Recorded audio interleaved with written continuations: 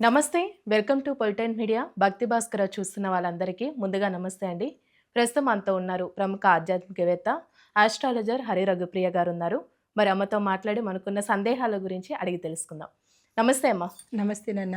అమ్మ, ఇప్పుడు సమ్మక్క సారలమ్మకి సంబంధించి చరిత్ర విధంగా చూసుకున్నట్లయితే అంటే కొన్ని సినిమాల్లో మనం చూస్తాం. అమ్మవార్లు ఇద్దరు అక్క చెల్లెలని అంటూ ఉంటారు. ఆ! లేదు కాదు అమ్మ కూతురు అంటే తల్లి అవును. కూతురు అని అంటూ ఉంటారు. అవును. చరిత్ర ప్రకారం చూసుకున్నట్లయితే తెలియచేయండి అమ్మ అసలు. తప్పకుండా. అయితే ఇది గిరిజన సాంప్రదాయాలకు ప్రతీకగా ఉంటూ హ్మ్. త్యాగము, ధర్మము ఈ 2 కలగలిపినటువంటి వీరగాథలు మనకి ఈ మేడారము ఈ అమ్మవార్ల గురించి చెప్పడం జరిగింది.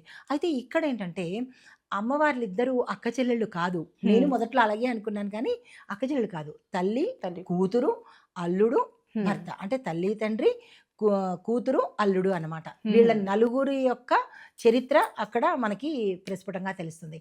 అయితే ఇక్కడ మనము ఈ విగ్రహాల కన్నా ఈ అమ్మవార్లని ప్రకృతిగా మనము పూజలు చేస్తుంటాము. అయితే దీని వెనకాల కథ ఏంటంటే గనక అరుదైన దేవతగా కొలిచేటటువంటి గిరిజన సంప్రదాయానికి నిలువెత్తు నిదర్శనంగా ఈ జాతర అనుకోండి, లేదా అంటే ఈ పండగ అనుకోండి, ఉత్సవం అనుకోండి, వాళ్లకు నిదర్శనంగా ఈ ఉత్సవాలు జరుగుతుంటాయి. అయితే ఇది చారిత్రాత్మకంగా ఒక ఇన్సిడెంట్ జరిగిందనమాట. హ్మ్. కాకతీయుల కాలం నాటి విషయం. విషయంలో ఈ వీళ్ళిద్దరూ పాల్గొనడము అది మన కథలో మనం చెప్పుకుందాము. హ్మ్. అయితే ఏంటంటే ఇప్పటికీ కూడా వాళ్ళ చరిత్రను కనుక మనం తిరగేసినట్టయితే ఈ మేడరాజు అనే ఒక గిరిజన ఆహ్, రాజుకి హ్మ్. ఈ అమ్మవారు దొరికింది. వాళ్ళొకసారి ఒక అడవి ప్రాంతంలో ఆహ్, వ వేటల కోసం వెళ్తున్నప్పుడు అందరూ సామూహికంగా వెళ్తున్నప్పుడు ఈ రాజుకి మాత్రమే దూరంగా ఒక పులి అరుపు వినపడుతుంది. హ్మ్. ఈయన అక్కడికి వెళ్తారు. వెళ్ళి చూసేటప్పటికి ఈ 2 పులుల మధ్యలో ఈ చిన్న పిల్ల బాలిక దొరుకుతుందనమాట. హ్మ్. వీళ్ళకి సంతానం లేదు. సంతానం కోసం చాలా తాపత్రయపడుతుంటే ఆ తల్లి ఈ వాళ్ళ అనుగ్రహించి రూపంలో. ఆడపిల్ల రూపంలో ఈ ఆహా! మేడరాజుకి దొరుకుతుందనమాట. సరే ఆయనేమో ఆ పిల్లని తీసుకొనొచ్చి గిరిజనులందరితోనూ పంచుకుంటారనమాట సంతోషాన్ని. మాకు పిల్లలు లేని దీంట్లోని మాకు అమ్మవారు తనే స్వయంగా ఆడబిడ్డగా మాకు హ్మ్. వచ్చింది, సంతానంగా వచ్చింది అని చెప్పి చాలా సంతోషపడుతుంటారు. అయితే ఈ తల్లికి ఏమని పేరు పెట్టాలి హ్మ్. అన్న ఉద్దేశంతో అందరూ కలిసి ఒక నిర్ణయం తీసుకుంటారు. మాఘ పౌర్ణమి మనకి ముందు రాబోతోంది. ఆ మాఘ పౌర్ణమి రోజు ఈ అమ్మవారికి అంటే అదే సమయంలో ఈ తల్లి మేడరాజుకి కనిపించింది. హ్మ్.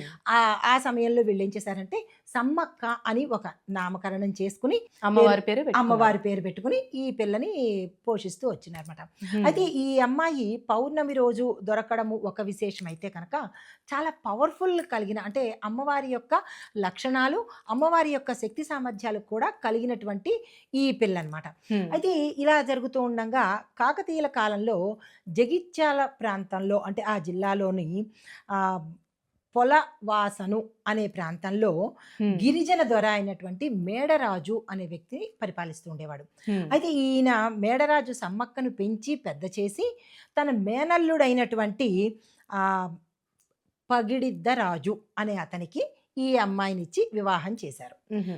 సమ్మక్కకు, ఈ పగిడిద్దరాజుకు ఈ దంపతులిద్దరికీ కూడా సారలమ్మ, నాగులమ్మ, జంపన్న అనే 3 పిల్లలు కలిగారు. హ్మ్. అయితే కాలక్రమంలో వీళ్ళకి కాకతీయులకు సామంతుడుగా ఉండేటప్పుడు కరువు కాటకాలు ఎక్కువగా విపరీతంగా ఉండేవి. హ్మ్. ఆ కరువులతో తిండి దొరక్క చాలా ఇబ్బందులు పడుతున్న సమయంలో ఈ కాకతీయ సామ్రాజ్యానికి రాజు ప్రతాపరుద్రుడు ఈ పగిడిద్దరాజు మీదకి యుద్ధం ప్రకటించాడు.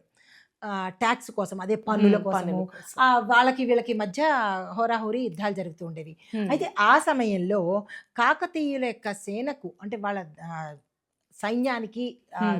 దండకి తట్టుకోలేక ఈ పగిడిద్దరాజు, సారలమ్మ, నాగులమ్మ వీళ్ళేం చేశారంటే గోవిందరాజు వీళ్ళు హ్మ్. యుద్ధంలో వీరమరణం చెందారు. అంటే యుద్ధంలో చనిపోయారన్నమాట. హ్మ్. అయితే చనిపోయినప్పుడు ఈ వార్త విన్న కొడుకు జంపన్న తట్టుకోలేక ఏం చేశాడు, సంపెంగ వాగులోకి దూకి తను గూడా చనిపోయాడు. హ్మ్. ఎప్పుడైతే ఈ వార్త వెళ్ళి సా సమ్మక్క చెవిలో పడింది. ఈ సమ్మక్క చెవిలో పడినప్పుడు ఆవిడేం చేసింది, ఇంకా వీరావేశంతో తన వాళ్ళందరూ చనిపోయారు కాబట్టి ఈవిడ యుద్ధంలోకి వచ్చి ఆ కాకతీయుల సైన్యాన్ని, ఆ కాకతీయుల తాలూకా మొత్తం అందరినీ కూడా, శత్రువులందరినీ కూడా చంపేసింది. చంపేస్తున్న సమయంలో ఎక్కడి నుంచో చాటు నుంచి వచ్చి ఒక సేనాపతి, ఈ కాకతీయుల సామ్రాజ్యంలో ఉన్నటువంటి ఆ యుద్ధభూమిలో ఉన్న ఒక సేనాపతి వచ్చి చాటు నుంచి ఈ సమ్మక్కను చంపేశారు. ఆ! చంపేసేటప్పటికి ఏమైందంటే ఆవిడ ఈ సైనికుడి పోటులో చనిపోయి చిలకలగుట్ట అనే ప్రాంతంలో అక్కడ మాయమైపోయి ఈశాన్య దిక్కులో ఉన్నటువంటి చిలకలగుట్టకెళ్ళి అక్కడ తను అదృశ్యమైపోయింది. హ్మ్. అదృశ్యమైపోయిన తర్వాత ఆ చెట్టు కిందనే ఒక పుట్టలాగా వెలిసి కుంకుమ భరణిలో ఉన్నది అని చెప్పి అక్కడ స్థల పురాణంలో చెప్పబడిందనమాట. అయితే ఈ చెట్టు కింద పుట్ట దగ్గర ఈ కుంకుమ భరణి కనిపించడం ఇది ఆ తల్లే అన్న ఉద్దేశంతో ఆ సమ్మక్కకి ప్రతీకగా అక్కడ కుంకుమ భరణిని చిలకల గుట్టలో ఉంటుందట. ప్రతిసారి కూడా ఆ తల్లి అక్కడ నుంచి తీసుకొని వచ్చి ఈ మేడారంలో ఉన్న గద్దె దగ్గర తీసుకొని వచ్చి అక్కడ పెడతారంట. అయితే ఈ తప్పు గ్రహించినటువంటి ప్రతాపరుద్రుడు ఏం చేశాడంటే సమ్మక్క భక్తుడిగా మారిపోయి, ముందు ఫస్ట్ ప్రథమ భక్తుడు ప్రతాపరుద్రుడే, కాకతీయ రాజు అనమాట. అతను భక్తుడిగా మారిపోయి కోయరాజులు ఇంకా కప్పం చెల్లించాల్సిన అవసరం లేదు, వాళ్ళ తరతరాల వరకు కూడా ఎన్ని తరాలైనా సరే రాజ్యానికి కప్పం కట్టక్కర్లేదు, అంటే ట్యాక్స్ కట్టక్కర్లేదు అని చెప్పి ఆయన ప్రకటన చేసేసి భక్తుడిగా మారిపోయి ఏమని ఆజ్ఞ చేశాడు అంటే కనుక ఆ రోజు నుంచి ఎప్పుడూ కూడా ఈ సమ్మక్క సారలక్కలకు జాతర చెయ్యాలి, ఉత్సవాలు చెయ్యాలి, పండగలు చెయ్యాలి అని చెప్పి ఈ సమయాన్ని, అంటే ఆమె పుట్టిన సమయాన్ని మనము జాతరగా చెయ్యాలి అని చెప్పి దండోరా వేసి పరిపూర్ణమైన భక్తుడిగా ప్రతాపరుద్రుడు అమ్మవారికి మారిపోయారు. అతను బతుకున్నంత కాలము అమ్మవారి భక్తుడుగానే అతను చనువు చాలించాడనమాట. చాలా చక్కగా తెలియజేశారమ్మా. ధన్యవాదాలు. నమస్తే నాన్న.